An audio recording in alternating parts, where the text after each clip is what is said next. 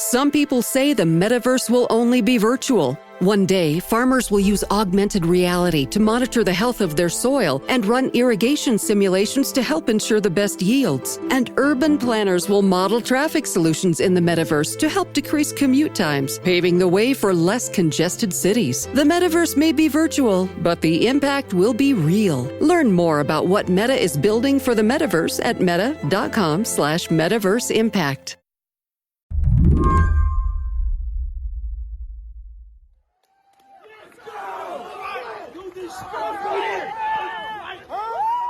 There's this moment from April that I've been thinking about a lot this week.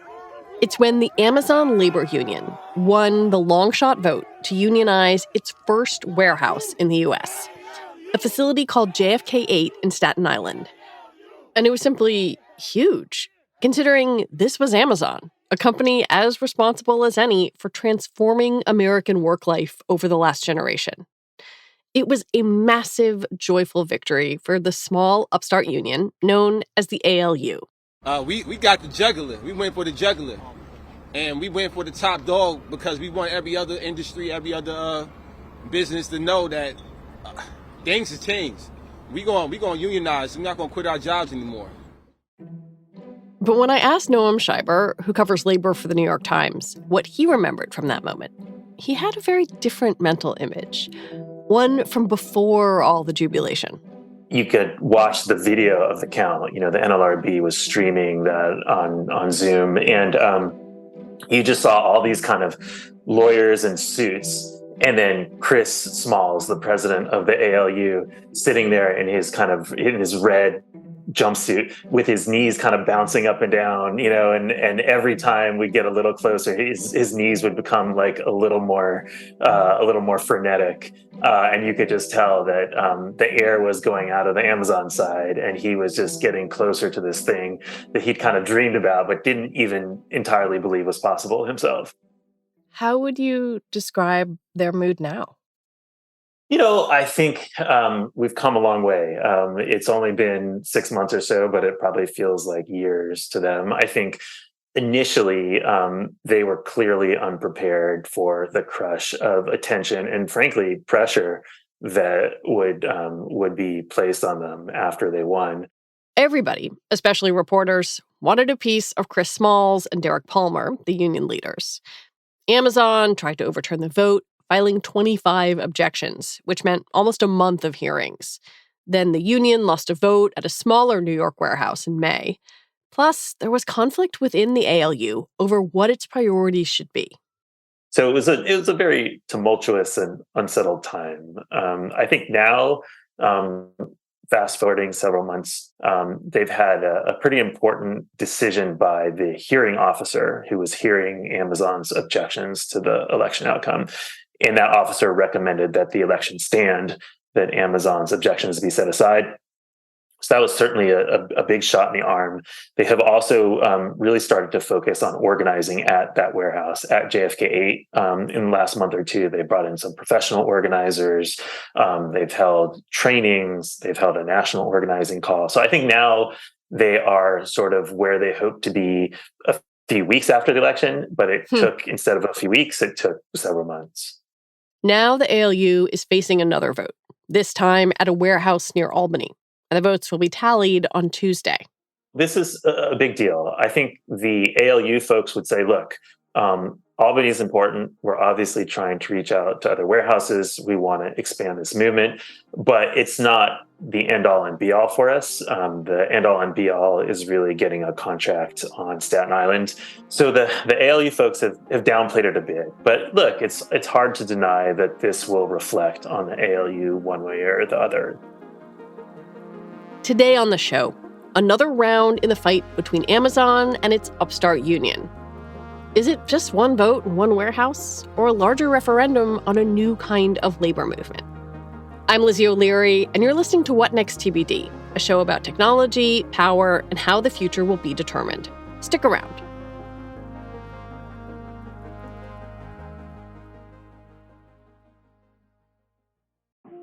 Hi, folks. It's Lizzie.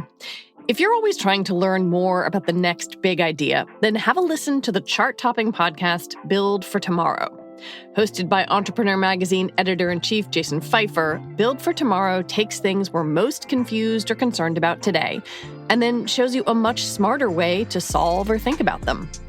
Episodes consider questions like, did you know the phrase "nobody wants to work anymore" has been around for 100 years? Or that dopamine does not actually make you addicted to technology. If you need somewhere to start, check out the episode You Are Not Addicted to Technology. In it, Jason looks at the history of supposedly addictive technologies, understands the surprisingly odd science behind today's scariest claims, and discovers who really has the power to break these supposed addictions. Hint, it's you. So don't miss out. Follow Build for Tomorrow on Apple Podcasts, Spotify, or wherever you find podcasts.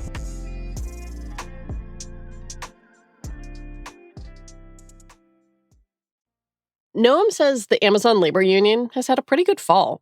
Just before Labor Day, Amazon's challenge to the Staten Island union vote was rejected, though that process isn't entirely finished. And the ALU brought in more organizers to work on the effort at JFK 8. They threw a barbecue in September, and Noam stopped by. This particular barbecue, I think, was fortuitously timed because Amazon had just announced wage increases really in every warehouse across the country.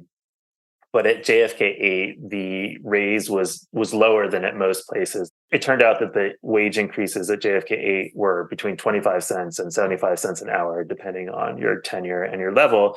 And people were very frustrated. People come out on their break and they go to the ALU barbecue and they're like, man, I wasn't necessarily that amped up for the ALU before I had that meeting with my supervisor this morning, but now, I'm kind of into it. And so I think they benefit, from some lucky timing there. And Chris, being the savvy marketer that he is and kind of having pretty sophisticated political antenna, was all over this. He was like, we're not falling for that 25-cent raise. Jeff Bezos, you're going to have to do better, and people respond to that.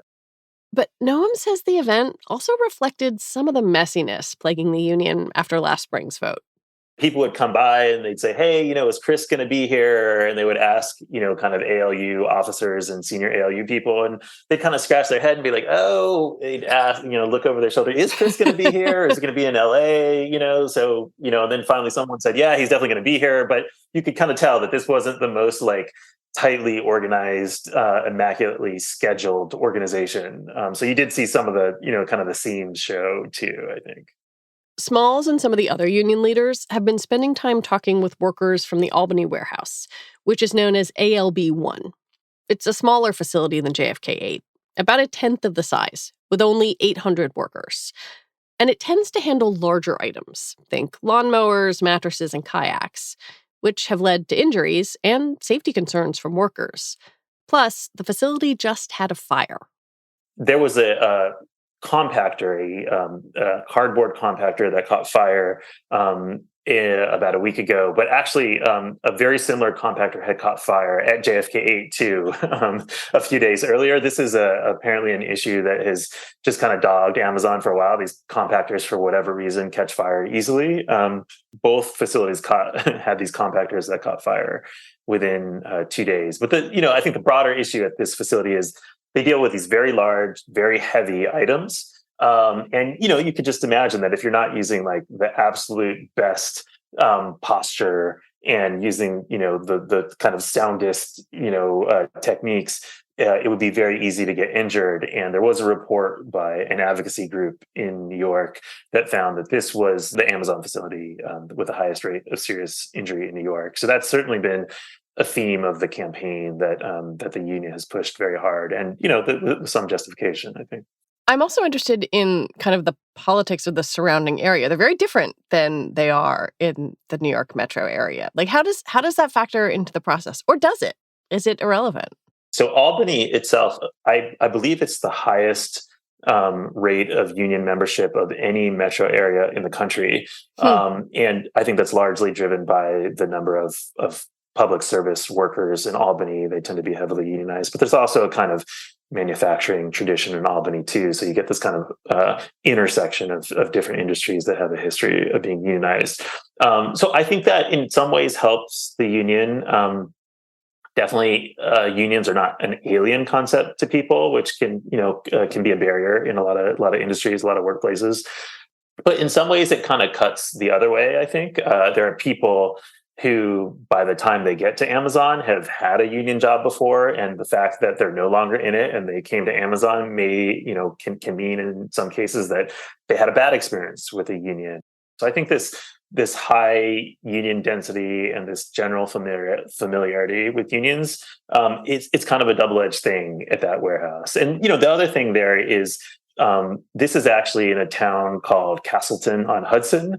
It's 15, 20 minutes southeast of Albany, and it's a much more exurban, kind of much redder politically place than Albany proper. And so the politics of the immediate area around the warehouse, I would say, are more conservative, no question. And so you get a little of that. You see people in Trump hats and with Trump bumper stickers on their cars, and it's just a little more complicated than if you were in the city of Albany proper. One of the leaders of this nationwide union push, Heather Goodall, is an employee at ALB1. Does that help the union effort to have, a person who's so intimately involved with this be one of them? Yeah, well, I would say generally, and certainly at JFK8, the Staten Island facility, it was a huge advantage for the union to have most of the organizers be employees of the warehouse. I think that was unquestionably key to their success on Staten Island. Heather, I think, is a somewhat more complicated figure. She joined that warehouse in February, and she joined because she had very real concerns about the rate of injury at that facility. And her ambition when she joined was to help unionize this facility. So I think for some folks at the warehouse, that is credibility enhancing. You cared so much about this that you got a job here and try to do something about it.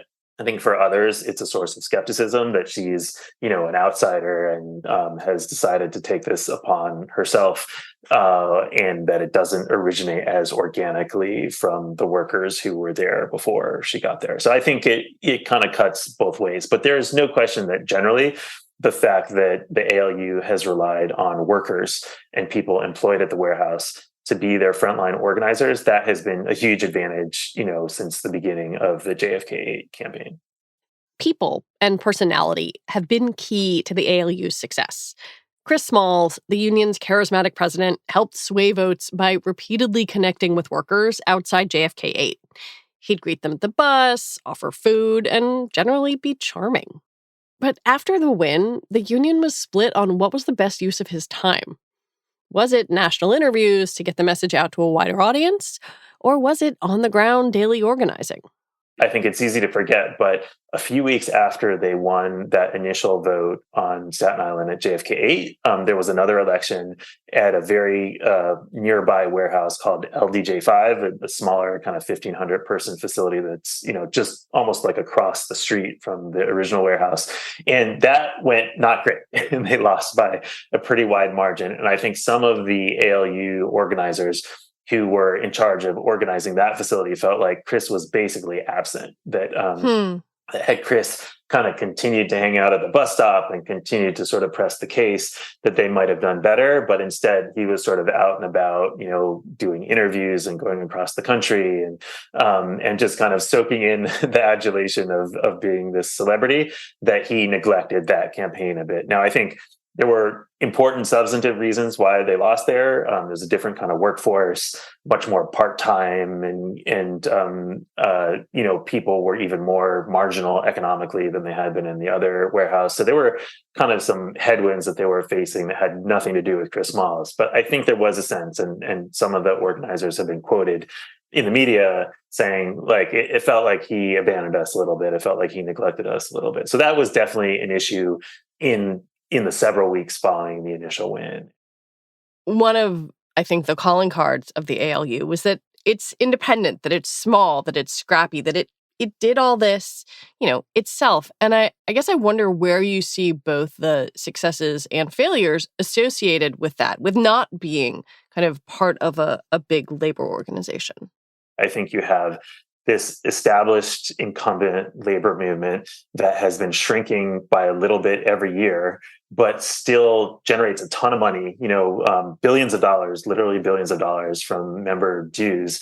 And then you have all this energy from this more sort of the kind of guerrilla precincts of the labor movement, where it's just workers on their own organizing. In some cases, it's not even trying to form an NLRB certified union. It's just doing some kind of labor action, a walkout or a boycott or, some action to raise the salience of the issue that they are worried about. And there's been a lot of energy around that part of the labor movement. And so you have one end of the movement, which is like really well resourced, but conservative, and another end of the movement, which is not well resourced at all, but has a ton of energy and a ton of initiative. And I do think there are times when the incumbent conservative portion of the movement has sort of been shamed, by these younger, less experienced, but less risk averse folks who are just kind of like learning as they go. And I think the newcomers are sort of expanding the understanding of what's possible. If you'd have asked anyone 2 years ago whether you could organize 250 Starbucks stores in a year, people would have been pretty skeptical of that, and certainly skeptical that that was worth an investment of an existing union's money.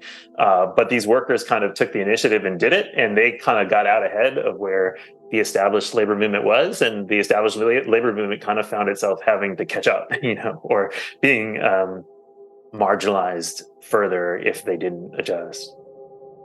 When we come back, the second biggest employer on the planet is not shy about spending to stop the union.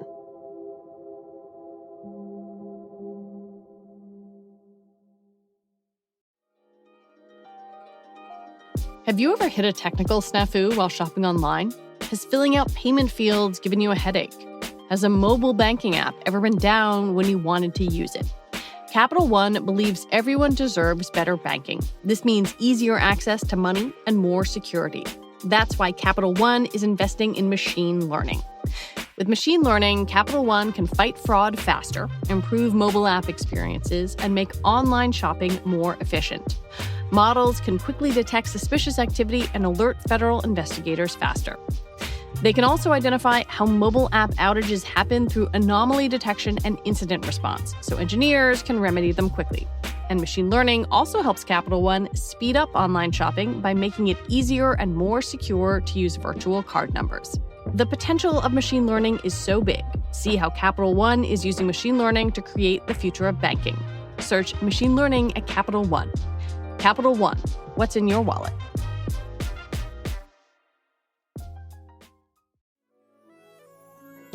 What Next TBD is brought to you by Progressive.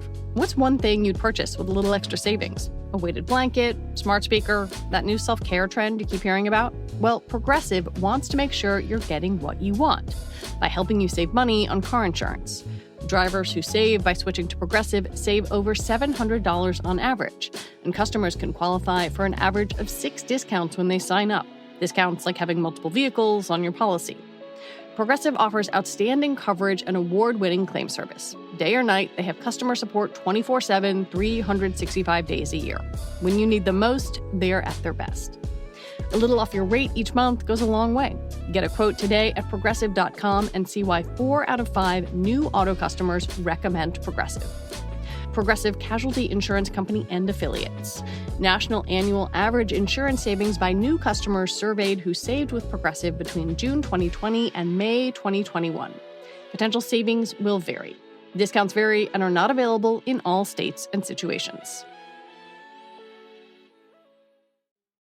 Part of what made the ALU's victory at JFK 8 so extraordinary was the David and Goliath nature of it all. But Amazon is still Amazon. The company's resources are essentially limitless. And after being caught off guard once, officials there seem determined not to let it happen again. They've held meetings. The term of art in the labor movement is captive audience meetings, where they bring, a dozen or two or three people into a room, and they say things like, well, this union doesn't have much of a track record. Are you sure they're going to be able to deliver on their promises? Or, labor negotiations are inherently uncertain. Maybe you'll do better, but maybe you'll do worse. And you have good benefits now. So do you really want to take that risk? So there's a lot of just kind of question raisings. I'm just asking. I'm just asking questions. That's kind of the strategy. I think Amazon is probably a little harder edged in just its pretty relentless refusal to acknowledge the union, acknowledge any progress by the union. As I said, they immediately challenged the result of this election. They had 25 abductions. Companies challenge union elections all the time, so that's not so crazy, but just the kind of amount of resources and effort spent in challenging was somewhat unusual and impressive. In Amazon's view, Noam says, a union would chip away at what the company values most: control. Controlling how packages get from point A to point B, but also every part of the process along the way, including what employees do and how they do it. I think Amazon has very clearly sent a message to employees that it's still in charge. It still controls what goes on here. And I think we saw that most recently with this fire that we mentioned at JFK 8. This cardboard compactor catches fire. The warehouse is evacuated. They send the people from the day shift home, but then the night shift people get there and they still smell the smoke and they're worried. And so a lot of them meet in the break room and say, yeah, we're not so comfortable working our shift today. We want a little more information from you about fire safety. We want something done about this. But Amazon the next day suspended, more than 60 of these workers with pay. But suspension is a pretty bold step. Just having the ability at any moment to suspend people and demonstrating that you're willing to do that is certainly, interpreted by the union as a shot across the bow, as something that worries employees and makes them less likely to do this kind of thing in the future. Maybe this is a silly and naive question, but I kind of want to ask it anyway. Why is Amazon so adamantly anti-union? Is it just about money? Yeah, I think in Amazon's case, and you could argue at a company like Starbucks too, I think it's less money per se.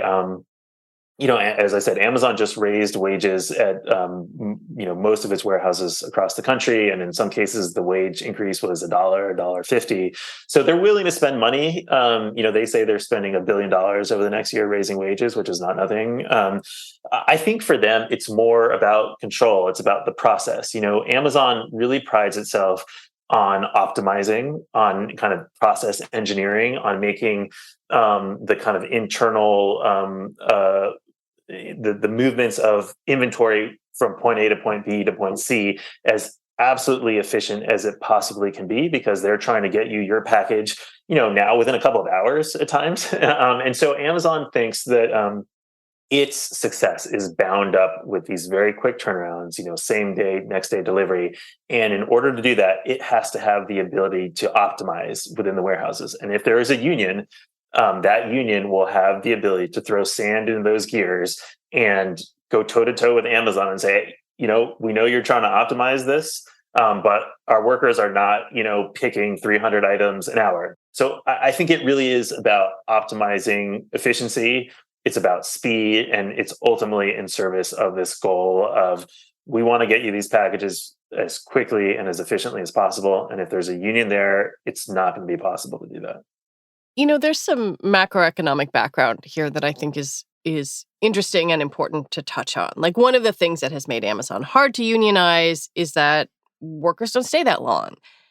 And then at the same time, right now, we're starting to see a potentially softening labor market, though recent jobs numbers were good. Like, the Fed is trying to slow things down.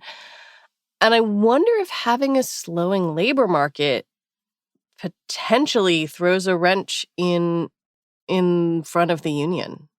Yeah, I think there's no question about that. Historically, we've seen more strike activity, more organizing activity when the labor market is really tight. And you can understand why. People think You have power. Yeah, they have power, and it's less scary, right? I mean, the big anxiety in your head, if you're a worker who's sticking your neck out to try to organize a union or to go on strike, is, will I get fired? And in a tight labor market, getting fired is just not as scary. But if suddenly we go into a recession, then it does get a lot more scary. And I think a lot of workers do think twice about that. It's not like every worker is hanging on to like every word of the Fed's minutes. But you start to notice when it gets tougher for your roommate to get a job, or your wife left her job and thought she would get a job really easily, and now it turns out she can't get a job that easily. These things matter, and historically we've seen that organizing and striking just gets a lot harder when unemployment is a lot higher. What do you think happens in this election in Albany? I think it's a harder slog in Albany. As I said, you have a little bit less of an organic organization there. I think workers are a little more skeptical there than they were at JFK. You do have, as I say, some folks where familiarity with the union has bred some amount of skepticism, if not contempt. And Amazon, I think, is probably a little more vigilant today than it was, in March. I think Amazon probably suffered a bit from not taking the ALU very seriously. It was this ragtag group of workers who had never organized anything in their lives, and Amazon, probably assumed that was all you needed to know about this union. And now they very much take this threat seriously. They've been very, aggressive with these anti-union meetings. They're not taking any chances. So I think it'll be harder to replicate this at a facility like ALB1. But that said, there are some legitimate frustrations. I mentioned safety. I think also people are frustrated with this sense that Amazon can just kind of arbitrarily discipline you, and you don't really know why, and you don't really have any recourse. That's something I heard many times from workers when I was up there. So, I think there's definitely reasons that workers would want to vote for the union, and workers have told me that's why they are. I just think this is at this point, it's difficult to replicate. You're not sneaking up on the company anymore. I think a risk of being a reporter is we're always looking for trends, right? We want to know if this thing is part of a group, if it's do or die or whatever. And I wonder how much this outcome matters for the ALU, and how much it is a part of the larger story about unions and worker power right now. And if there's any way to disentangle those things. I think this election matters a fair amount for the ALU. I think, we've discussed some of the questions that, reporters and workers and other union officials have about the ALU. Those are legitimate questions. And if this election goes sideways, people will be well within their rights to raise more questions about the ALU. I think Amazon matters so much to the labor movement. It touches so many industries. And whenever it enters a new industry, it kind of sets the standard in that industry. I remember when Amazon a few years ago announced that it was buying Whole Foods, and suddenly the stock prices of Kroger and and other big supermarket chains dropped precipitously, because everybody knows that once Amazon is in an industry, it kind of dictates the business model of other players in that industry. So the labor movement is absolutely right to focus on Amazon.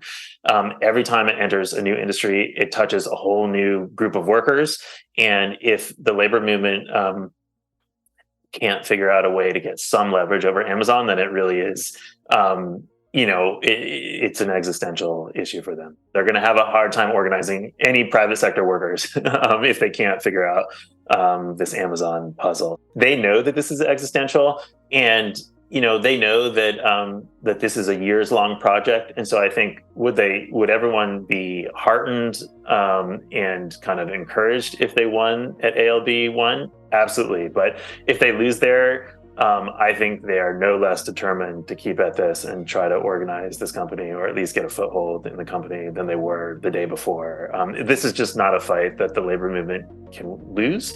That doesn't mean they will win, but it means they can't back down, and that they kind of have to throw what they have at it over a period of years, maybe even decades, and not just months. Noam Scheiber, thank you so much for your reporting and for talking with me. Yeah, thanks for having me. It was great to talk this through with you. Noam Scheiber covers labor issues for the New York Times. And that is it for our show today. What Next TBD is produced by Evan Campbell. Our show is edited by Jonathan Fisher. Joanne Levine is the executive producer for What Next. Alicia Montgomery is vice president of audio for Slate. TBD is part of the larger What Next family, and it's also part of Future Tense, a partnership of Slate, Arizona State University, and New America. And if you are a fan of the show, I have a request for you. Become a Slate Plus member. You can get all your lovely Slate podcasts ad-free. Just head on over to slate.com/whatnextplus to sign up. I'm Lizzie O'Leary. Thanks for listening.